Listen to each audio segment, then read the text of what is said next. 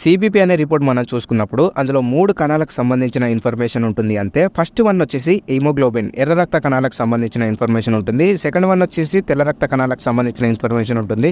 Number 3 ప్లేట్లెట్కి సంబంధించిన information ఉంటుంది. ఇప్పుడు ఎర్ర రక్త కణాల విషయానికి వస్తే హిమోగ్లోబిన్ అనేది ఫస్ట్ రిపోర్ట్ పైన ఉంటుంది. దాని కింద ఎర్ర రక్త కణాల సంఖ్య అనేది ఉంటుంది. హిమోగ్లోబిన్ ఎక్కడ ఉంటుంది? ఎర్ర రక్త కణాల లోపల ఉంటుంది.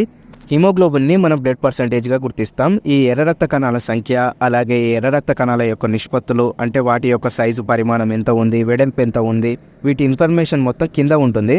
వీటిని ఏమంటామంటే ఎంసీవీ, ఎంసీహెచ్, ఎంసీహెచ్సివి అనేవి రకరకాల పారామీటర్స్లో ఉంటాయి. ఇవన్నీ కూడా ఏం చెప్తాయంటే హిమోగ్లోబిన్ శాతం ఎంత ఉంది, ఈ ఎర్ర రక్త కణాల నిష్పత్తులను బట్టి ఏ జబ్బు అయ్యే అవకాశం ఉంది, వీళ్ళల్లో ఒకవేళ ఐరన్ లోపం ఉందా, లేదంటే B12 లోపం ఉందా, లేదంటే బోన్ మ్యారోకి సంబంధించిన సమస్యలు ఉండే అవకాశం ఉందా, ఇదంతా ఇన్ఫర్మేషన్ కూడా ఈ ఎర్ర రక్త కణాల ఇన్ఫర్మేషన్ నుండి వస్తాయి. నెక్స్ట్ WBC ప్లేట్లెట్ గురించి నెక్స్ట్